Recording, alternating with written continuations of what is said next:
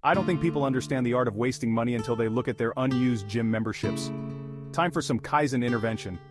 Hey, gym enthusiasts, or should I say aspiring gym enthusiasts.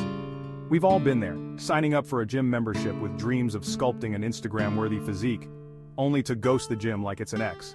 Now let's talk Kaizen. No, it's not a trendy new smoothie. Kaizen is a Japanese term meaning continuous improvement. It's all about making small, consistent changes that add up to big results.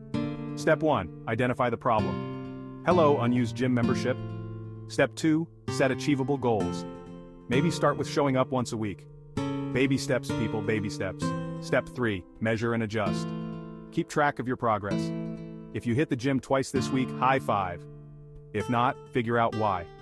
Sleep, Netflix binge, work out the kinks. Step 4. Celebrate small wins. Even if it's just getting out of bed in your gym clothes. Progress is progress, so ditch the guilt and embrace Kaizen. Because small, consistent steps beat giant leaps every time. Now go forth and conquer your gym goals.